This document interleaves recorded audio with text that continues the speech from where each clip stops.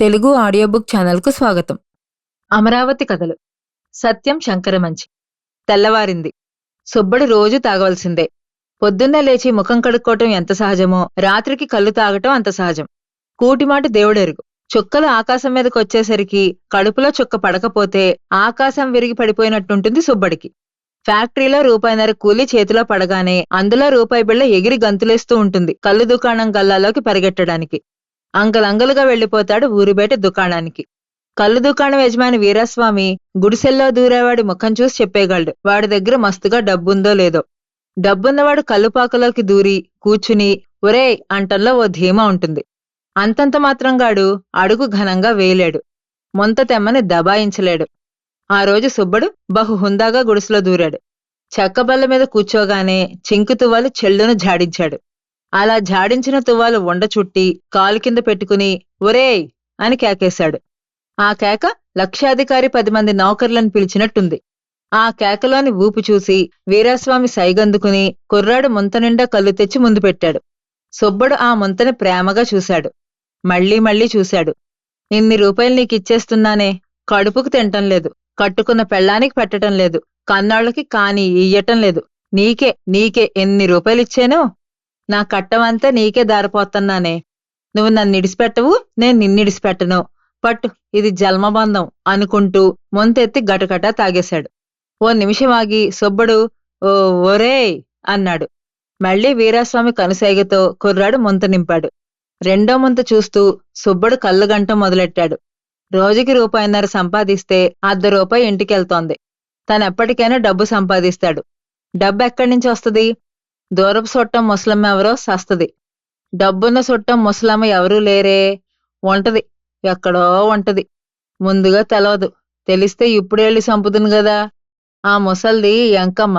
దాని దగ్గర బంగారం ఉంది, డబ్బు ఉంది, పొలం ఉంది. అది సావంగానే బోల్డంత డబ్బు. పెళ్ళానికి సీరలు, తన ఇంట్లోనే కల్లుబాన్లు.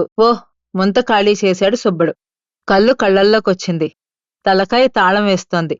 మాట నాలిక దాటి రావటం లేదు. ఓ అన్నట్లు ఖాళీ ముంత ఊపాడు సుబ్బడు.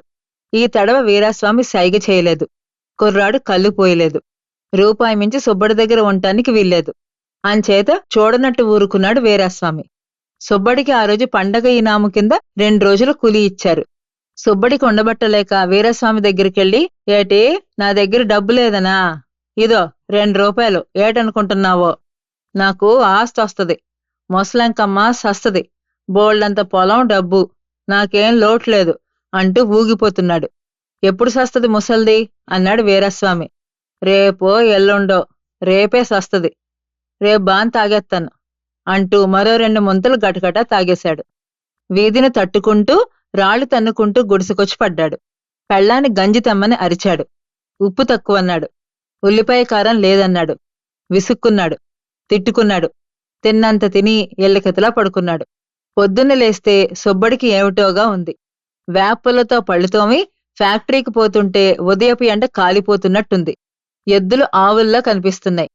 చల్లగాలి చికాగ్గా ఉంది. కాళ్ళు చేతులు తనవిలాగా తోచడం లేదు.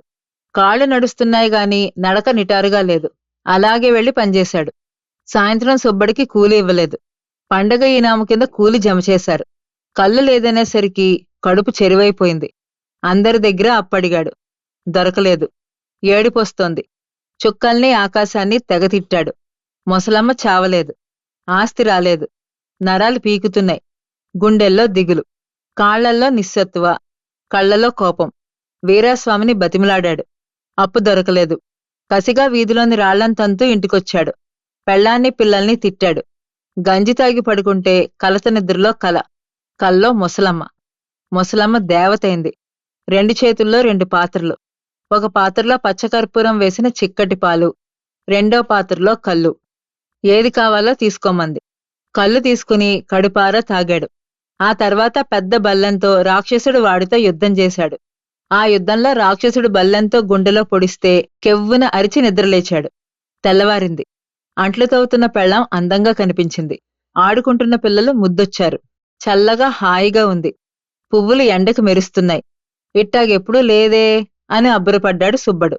రాత్రి కల్లా పచ్చకర్పూరం పాలు తాగపోతినే అని బాధపడ్డాడు.